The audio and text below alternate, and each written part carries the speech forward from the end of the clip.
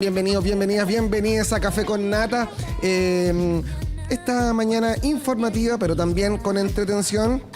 Hago el enroque. Ya no está Coco, pero tengo a Claudia Cayo a mi costado. ¿Cómo estás, Clau? Con muchísimo frío frío esta mañana. La cordillera está totalmente blanca y ¿sabes qué? El martes podría caer nieve en Santiago. ¿Qué me dices? Increíble. ¿Increíble? Recuerdo el día que nevó en Santiago y me emocioné. ¿Qué año fue? A ver, la última ¿Año vez. 2015, 2014 pudo haber sido? Creo que 2016 parece. O 2010. Me acuerdo dónde vivía. Barrio Bellas Artes. Y el Museo de Bellas Artes estaba cubierto de nieve. Una locura. Sí. ¿Ocurrirá eso el martes? No se sabe, pero lo cierto es que ayer la lluvia duró menos de lo que se esperaba. Sí. Nosotros habíamos adelantado un pronóstico totalmente distinto el día anterior, en base cierto a lo que se decía, y al final vamos a tener un respiro de la lluvia este día viernes, pero mañana empieza con todo de nuevo en la zona central, así que ojo a los que viajan por el Día del Papá, sobre todo, atentos a eso.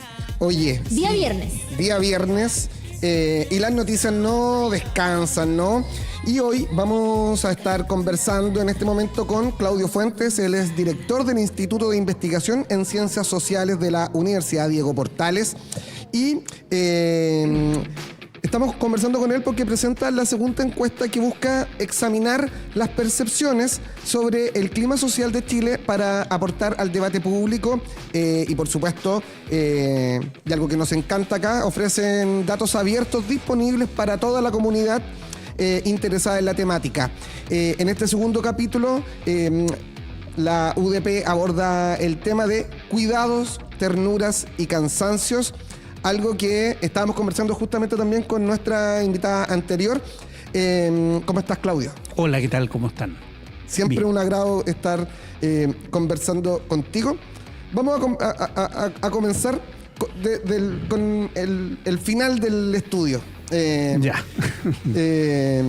Con los resultados, ¿no? Evelyn Matei y Kast empatados con 23% de respaldo. Más atrás, Johannes Kaiser con un 8%.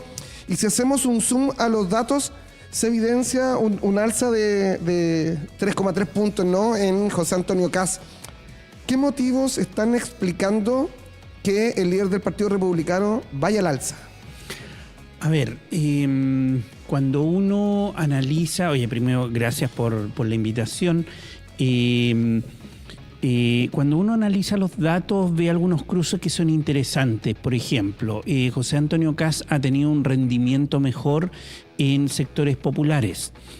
Mientras más bajo el nivel socioeconómico, mayor es el apoyo a José Antonio Kast, y mientras más alto el nivel socioeconómico, más es el apoyo a Matei. Entonces, parece ser que Kast ha tenido una buena estrategia política electoral en entrar o convencer a sectores populares. Esto yo creo que puede tener relación con su estrategia bien focalizada en el tema de la delincuencia, que es una preocupación mayor en sectores populares. Lo segundo es que Kast está entrando mucho en jóvenes. Eso es interesante como un fenómeno nuevo. Hombres jóvenes de sectores populares están apoyando más a José Antonio Kast, mientras Matei la apoyan más mayores de 50 años. Entonces ahí también hay una estrategia pensada respecto del tema de jóvenes, y esto nos abre a una conversación mayor sobre qué está pasando con los jóvenes y su apoyo a derechas radicales. Esto no es solamente un fenómeno chileno. Totalmente. Se está viendo en Alemania, en Europa, en Estados Unidos, se vio con Trump. Entonces ahí hay algo que conversar. Y finalmente el tema de la derecha. La derecha parece ser que, o aquellos que se autoidentifican con la derecha, eso es lo que pasa en las encuestas, están más abiertos a apoyar a Kast.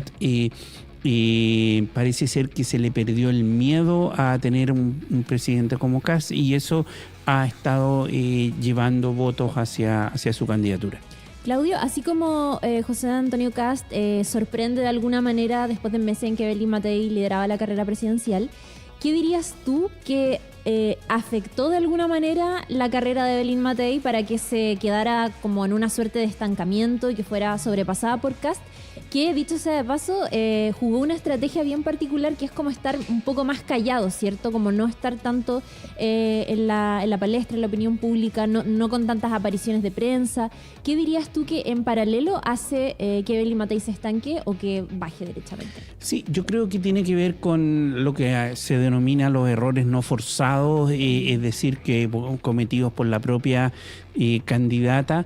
Por ejemplo, entrar en disputas, o sea, en lo que hemos visto en las últimas 2 semanas, uno, entrar en disputas como con la ministra, hacerla callar, por ejemplo. Todo eso son discusiones muy de la élite. En los sectores populares eso no importa mucho. El tema Punta Peuco también, yo creo que en términos de que tampoco son discusiones que a la gente le preocupa más. En cambio, Kast ha estado, si ustedes se fijan, con su estrategia de cada 2 semanas lanza una propuesta y se dedica a conversar sobre esa propuesta, aparte de criticar al gobierno, que sea una constante. O sea, eso ha sido una constante de él. Pero, por ejemplo, bono 1 millón de pesos por el tema de la natalidad. O sea, identificación de problemas concretos y búsqueda de soluciones concretas a ese tipo de temas. A uno le puede gustar o no gustar, pero parece ser que eso le está rindiendo frutos de evitar un poco entrar en la polémica chica. Por ejemplo, en Punta Peuco él no dijo nada. Ha sabido escoger sus batallas. Exactamente, yo creo que eso, y sabe dónde tiene que crecer, que es en sectores populares más que en las élites, donde no va a crecer mucho. Y respecto, hace uno o 2 meses atrás, estábamos todos los medios hablando, ¿no?, del fenómeno Kaiser, es Kaiser la gran sorpresa, etcétera. Y hoy parece estar desinflándose ese fenómeno. ¿Qué ocurre con Kaiser ya? ¿Qué pasó? Porque a mí me llama la atención que la aguja hizo explotar el boom y hoy parece que su retórica, su discurso no provocará algo tan fuerte. ¿Qué está pasando con Kaiser? Primero, cuando uno mira, claro, efectivamente parece ser que como que se congeló en el 8% más o menos y no siguió creciendo. Primero, obviamente no entró a disputar el voto de sectores populares y de la propia derecha, o sea, no sale de su reducto que es la derecha. En cambio, tanto Kast como Matei capturan cierto voto de centro también. Ese es un elemento. Entonces, él se mantuvo en un reducto familiar conocido, que es el votante más de derecha. Segundo, yo creo que hubo un error ahí de la campaña. Claramente se estanca cuando él propone, creo que fue en marzo, creo que fue el tema de ser antivacuna, sí. Todo este cuestionamiento a las vacunas.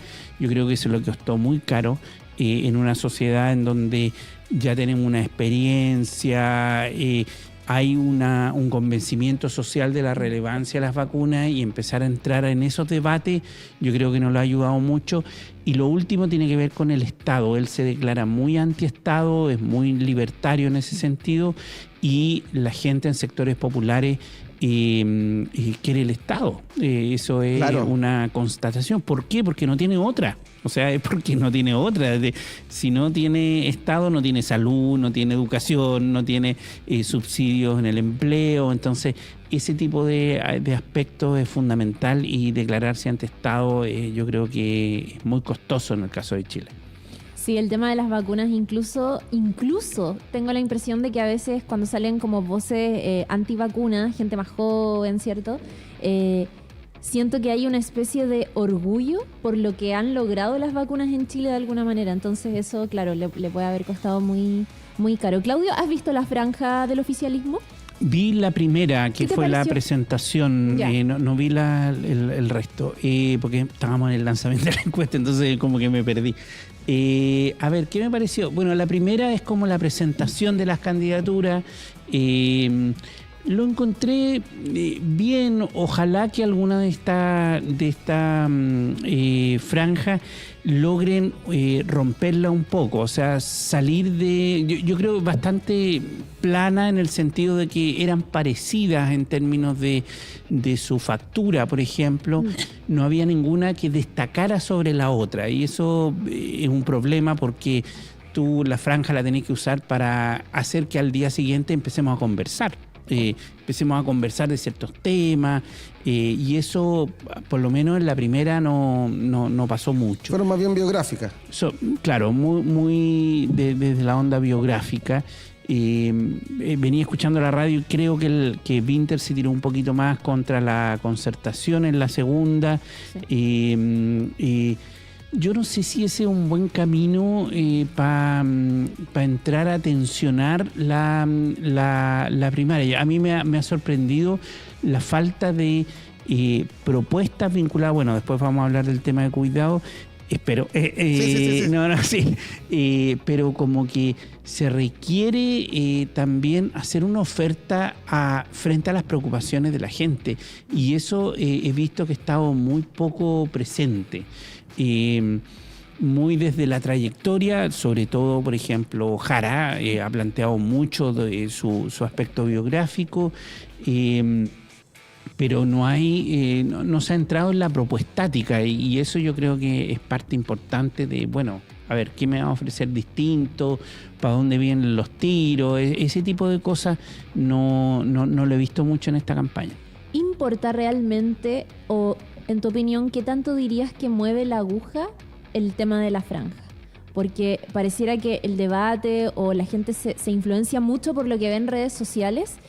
Y yo no sé si necesariamente están mirando la televisión o están mirando la franja o YouTube, que ahora la suben completa y todo, para buscar qué votar. Sí, mira, con la transformación digital en estos tiempos la franja es importante, pero es como tú usas esa franja para después hacer campaña. Ese es como el mecanismo. Y entonces ahí subir los clips clave que te van a mover la aguja. Entonces la pregunta ahí, y yo encuentro súper relevante tu pregunta, es hasta qué punto esos clips, esos momentos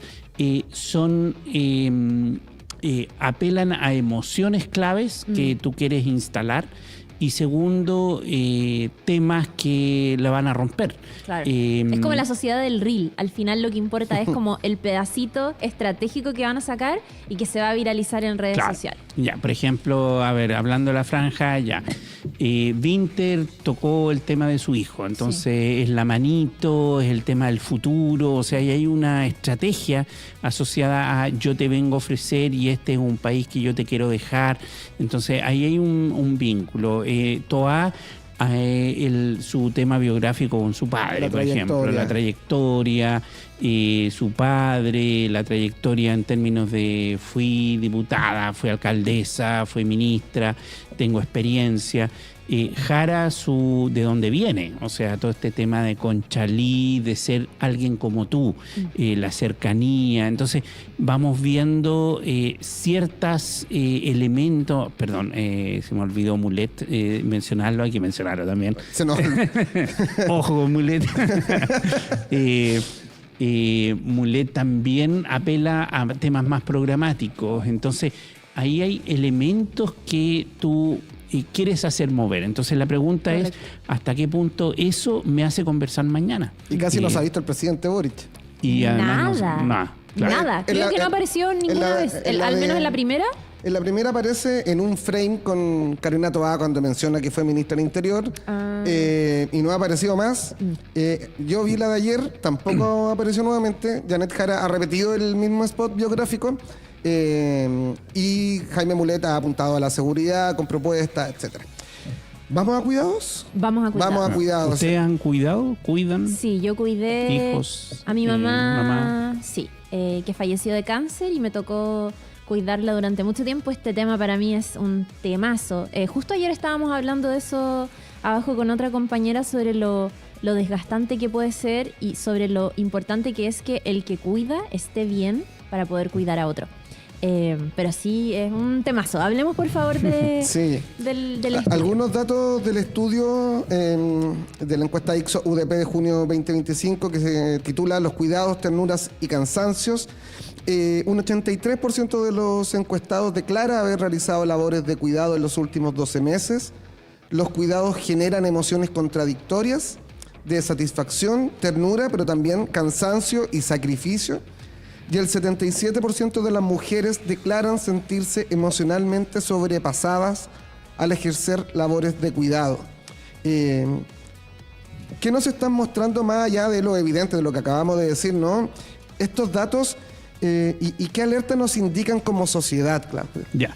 Uno, nosotros pensábamos que esta es una encuesta representativa del universo nacional, con determinantes de género, edades, regiones, etcétera.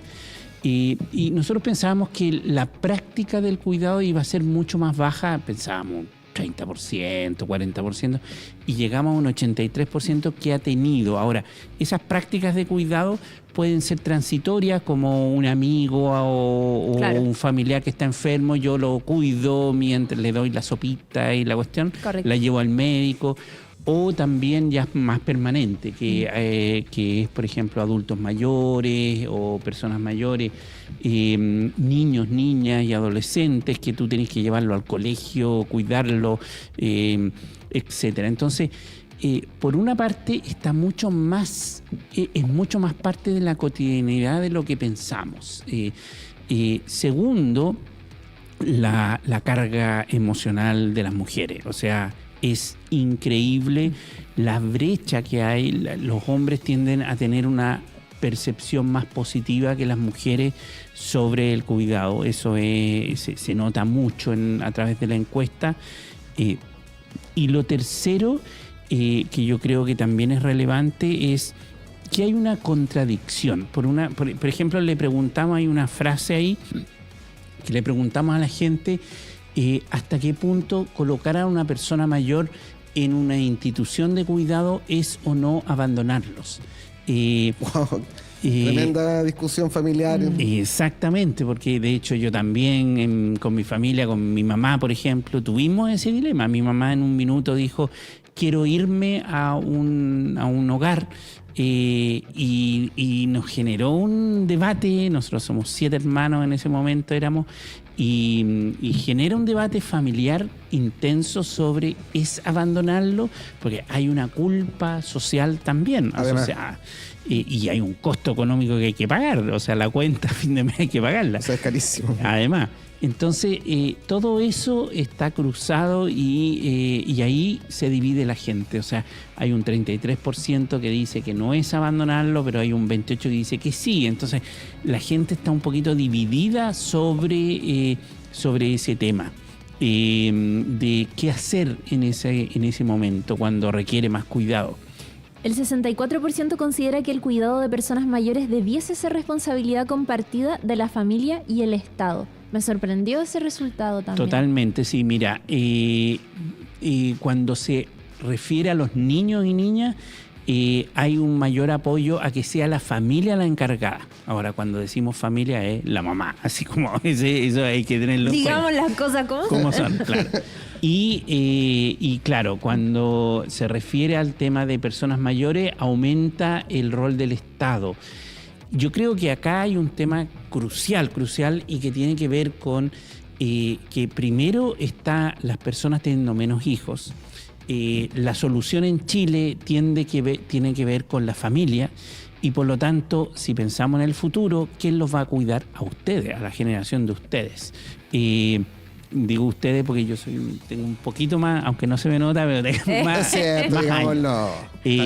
Entonces, la pregunta es, ¿cómo como sociedad vamos a enfrentar un envejecimiento de la población y más personas viviendo solas? Ese va a ser el escenario de 20 años más adelante. Personas viviendo solas.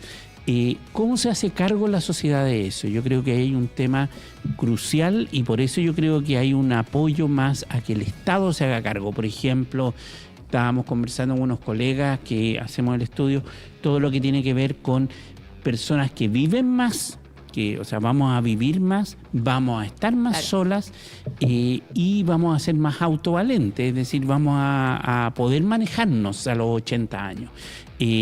Espero. Y eso significa que cómo el Estado ahí interviene. A lo mejor no es que haya hogares, sino que a lo mejor es una intervención de generar mecanismos para cuidado en términos transitorios, que alguien te venga a ver, por ejemplo. Sí, pues. Nada más, tú no necesitas más allá de que alguien te traiga los remedios o generar logística para habilitar más y que sea mayor accesibilidad. No es más que eso, pero eso es relevante pensarlo como sociedad. Sí, ayer justamente también conversábamos cómo la importancia y la relevancia de crear ciudades de cuidados. Por ejemplo. Que es un tema, además, hoy que ya estamos hablando de la cuarta edad, ¿no? De personas que estamos viviendo más. Conversamos a esta hora de la mañana con Claudio Fuentes, es director del Instituto de Investigación de Ciencias Sociales de la UDP. Muchas personas comentando sus propias experiencias, ¿no? El Álvaro, por ejemplo, dice: yo soy cuidador de mi tata, próxima semana cumple 101 años. Es NP, gatemazos se sacaron. Carla dice: yo estuve en la misma situación con mi mamá, lo más fuerte que me ha tocado en la vida. Mr. Phil dice que ahora está comenzando el tema del cuidado con su papá, que se haga exámenes, llevarlo al médico, todo, en fin. Son muchos los casos. Claudio, las personas que dedican cuidados, y de acuerdo al estudio, ¿cuántas horas se están dedicando a esta labor? ¿Y cómo está su salud mental? ¿Están siendo acompañadas? ¿Qué muestra este estudio ahí? Sí, en promedio se autodeclaraba que más o menos, es difícil calcularlo, porque la gente a veces se le olvida cuánto dedica realmente la hora, pero declara como en promedio 18 horas semanales, lo que es harto, y de las 18 horas en general las mujeres declaran más horas de dedicación que los hombres, como 2 o 3 horas más de dedicación a los cuidados que los hombres, y bueno, y por nivel socioeconómico también, o sea, también hay una carga, y personas con mayor edad, obviamente, las personas de 30 a 50 años declaran tener más dedicación que otros, porque los jóvenes están menos preocupados de ese tema. ¿Y la salud mental de estas personas cómo está? Salud mental, nos llamó la atención que un cuarto autodeclararon, un cuarto de la muestra declaró que sí recibía algún tema de atención, de apoyo, no sé, o psiquiátrico, psicológico, etcétera. Sin embargo, las emociones o la percepción de sobrecarga emocional es muy alta, sobre todo en mujeres. 77% de las mujeres dice que se ha sentido sobrepasada, y eso es altísimo, un poco lo que cuentan en las redes ahí. El tener una persona, por ejemplo, con inicios de Alzheimer, porque empieza a pasar demencia senil, por ejemplo, y que genera un estrés en las personas. ¿Cómo lo manejo? Es que además es como de aprender todo el rato. Cuando uno está cuidando y se enfrenta a enfermedades o patologías distintas con las que nunca se ha relacionado, claro, también hay como una pega en paralelo que corre, que es aprender de qué se trata la enfermedad, cuáles son los síntomas, cuáles son las mejores maneras de asistir a un paciente en ese sentido. Cuando tú al principio decías que de alguna manera les había sorprendido la cantidad de personas que se reconocían labores de cuidado, ¿te parece que también hay como una mayor autoconciencia de lo que son las labores de cuidado? Porque también es un tema reciente. Yo creo que ahora muchos de nosotros entendemos que a esto se le llama labores de cuidado y que mayoritariamente las ejercen las mujeres, que a veces se ejerce de manera colectiva en un hogar entre tías, entre abuelas, en fin. Pero creo que ahí igual hay algo clave, que es entender que estos son labores de cuidado, incluso cuando uno cree que vivir con una persona y preparar el almuerzo no lo es. Y ahora Exacto. es como, ¿lo es? Eso es labor de cuidado, sí, igual. Yo creo que efectivamente hay mayor conciencia. Segundo, que hay muchas cosas que uno hace en la cotidianeidad y que no lo asume como tal. Claro. Por ejemplo, ir a buscar a un niño al colegio. Oye, ¿me lo podéis traer? Ya, eso es cuidado, porque preocuparse del niño que llegue seguro, segura, etcétera. Entonces, hay una serie de rutinas que las tenemos interiorizadas, pero que empiezan a autodeclararse como alguien de ahí comentaba también el tema de comprar remedios, por ejemplo. Sí. Todo la logística que implica llevar a alguien a atenderse a los exámenes. Esos son cuidados. Entonces, todo eso es como parte y yo creo que cada vez se está siendo más consciente respecto del tema. Y ahí se abre la conversación también de política pública que tiene que ver con quién paga esto, Claro. el tema de la remuneración por los cuidados. Debe el Estado y asumirse como sociedad que las personas, sobre todo mujeres que cuidan, puedan recibir una remuneración, por ejemplo. Además, yo me acuerdo, hay un detalle que no está en este estudio, pero hay un gran porcentaje de las mujeres cuidadoras que deben, avanzada la edad, cuidar muchas veces a la persona que fue violenta con ellas y que viven en los hogares con personas que fueron agresivos, violencia intrafamiliar, violencia sexual, doméstica, etcétera, y que muchas veces, nuevamente, por la culpa, por el agobio, por, no comillas, destruir esto que llamamos familia, terminan cuidando a las personas que fueron violentas con ellas, y ahí tampoco el Estado está haciendo el hincapié, el cuidado respectivo, claro, el nanay, como totalmente, hablamos. y esto te abre conversaciones que son súper relevantes sobre la creación de círculos de acompañamiento, es decir, la gente empieza a aglutinarse en torno a conversar, abrirse a las emociones que genera, porque muchas veces genera mucha tensión. Estar con una persona o sea, con lo que tú planteabas, de cómo yo me hago cargo de algo en donde yo sentí que hubo violencia, por ejemplo, y ahora estoy a cargo de darle la comida o resolverle sus necesidades básicas. Eso es un gran tema y que genera mucho estrés.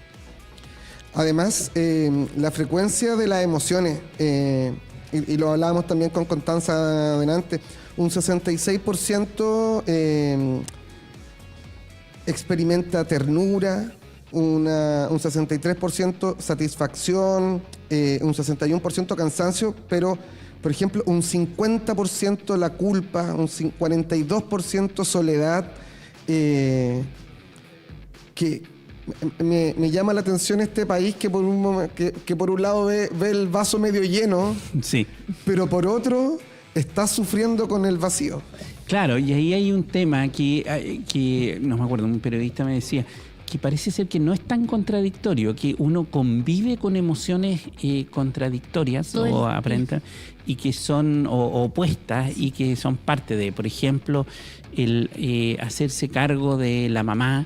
Es parte de, oye, chuta, esto es una responsabilidad, yo la quiero y todo lo demás, pero también al mismo tiempo genera esta sensación de o ansiedad, o que estoy en el caso de las mujeres multitasking, así estoy con los niños, con la mamá, con el trabajo, con la pega, y tengo que estar ahí jugando con esta pelota, y eso genera estas sensaciones de, por una parte, ternura, felicidad, responsabilidad, deber ser, pero por otra parte también... El deber ser, justamente. Claro, pero por otra parte también angustia, soledad, no sentirse acompañada, pelearse con la familia porque, oye, tú nunca venías a verla y yo tengo que estar acá. Entonces, esas conversas y tensiones familiares son heavy. Porque La culpa es como lo más heavy, yo creo, y un gran remedio a esos sentimientos es precisamente hablarlo, conversarlo. Es lo mismo que le pasa a tantas madres que dicen, no, como detesto ser mamá, pero amo a mi hijo. O sea, no, como que una cosa no quita la otra. Y finalmente, mientras más compartimos y somos abiertos frente a esas emociones contradictorias, nos sentimos menos solos. Y en sentirse menos solos creo que pero hay una clave muy importante para la salud mental, para seguir haciendo ese trabajo. Oye, opinión muy personal. Sí, Claudio, al final de la encuesta, y hay algo que te lo comentaba antes de comenzar el segmento, ante la pregunta, ¿cuál de las siguientes candidaturas presidenciales cree usted que ha puesto más atención al tema de los cuidados de personas en su campaña? Ahí lo estamos viendo también en pantalla. Evelyn Matei con un 18%, José Antonio Kast con un 14%, Janet Jara con un 10%, Johannes Kaiser con un 6%, y ahí lo están viendo Carolina Toá, Franco Parisi, Gonzalo Vinter. Bueno, y el no sé, además, sí. El no sé dominante, ¿no? Me llama la atención que el oficialismo no esté liderando esto, siendo que históricamente se podría entender que son temas más ligados a los progresismos, a la izquierda, ¿no? Pero me llama la atención este indicador. Totalmente. Mira, por una parte, este es un tema, es como silencioso. O sea, todo lo tenemos, pero lo vivimos, lo experimentamos, pero no se habla mucho. Esa es la primera. Y por eso quisimos colocar esto con los colegas cuando estábamos haciendo definiendo temas del año. Este apareció muy rápidamente porque es parte de nuestra cotidianidad. Segundo, ahí un 38% dice no sé. Por una parte, claro, a lo mejor creo que Vinter colocó el tema al principio de su campaña, pero aparece desapercibido o es tapado por otros temas. O sea, no viene puesto con fuerza. Y tampoco las campañas han puesto como energía en poner propuestas innovadoras que remuevan un poco la conversación. Yo creo que Kast es el que puso el tema del bono por el $1.000.000 para incentivar la natalidad, por ejemplo, que se puede referir transversalmente a esto, pero esto también tiene que ver con cosas concretas, como qué tipo de pensión voy a tener para sobrevivir. Cuando preguntamos las preocupaciones de la gente, una principal es que voy a tener una baja pensión y eso tiene efecto en que me va a cuidar, porque yo digo, si tengo una poca pensión, ¿cómo sobrevivo? Y además en un contexto donde tengo pocos hijos, o uno o nadie se va a hacer cargo de mí. Entonces ahí viene la preocupación y es muy de política pública. Entonces yo creo que la imaginación ha sido poca respecto de cómo vincular esta conversación con las campañas presidenciales. ¿Y la clase política debería entonces poner acelerador al Sistema Nacional de Cuidado? Porque es la política pública que al menos se está haciendo cargo de este tema. Entiendo que el Senado ya despachó el proyecto, sí. Pero ya sabemos que en años electorales estas cosas no avanzan tanto. Así es. Entonces, totalmente, porque estamos en lo que se llama la transición demográfica. En Chile estamos viendo la curva en donde las personas mayores están creciendo, las personas en edad de trabajo y jóvenes están reduciéndose y por lo tanto la carga que vamos a tener en 20 años va a ser brutal. O sea, este tema va a estallar como está en Europa, por ejemplo, donde lo que tú decías, pensar políticas públicas para un escenario donde hay un cambio demográfico significativo. ¿Qué tipo de ciudad vamos a tener? ¿Qué tipo de casas vamos a tener? Por ejemplo, hay temas prácticos así, casas con escalera. Para una persona mayor, la escalera es imposible. Tener casa de estas con escalera de 2 pisos es imposible. O la tina con la ducha. La tina con la ducha. O sea, estamos hablando de cosas básicas.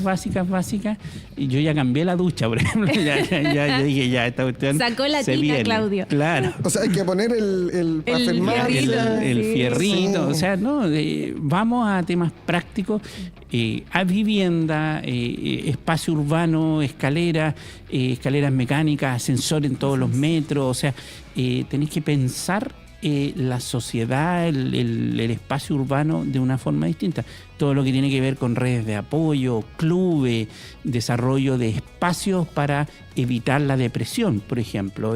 ¿Qué políticas públicas tú tienes en la cultura, por ejemplo, para evitar la depresión? Temón. Muchas gracias, Claudio. La gente ahí, bueno, está comentando, la Miss Wilson dice, tanta razón, la amo, pero mi abuela es tan porfiada. Un saludo a todos los que están comentando y que nos ahí traían sus testimonios de cuidado. Muchas gracias, Claudio. Bacán tenerte en un día viernes. Súper. Frío, pero aquí con toda tu buena onda y tu disponibilidad. Y soltó una conversación tremenda, como Sí. Gloria Segura dice, el cuidar en soledad tiene un gran costo físico y emocional, reforzar las instituciones de cuidados es primordial, poner los cuidados en lo colectivo y no solo en lo individual es necesario ahora ya. Y un montón de testimonios, le agradecemos por supuesto Sí. la confianza de contar sus historias de vida en este chat donde hacemos comunidad día a día. Claudio Fuentes, muchísimas gracias. Gracias a ustedes, que estén bien. Nos vemos.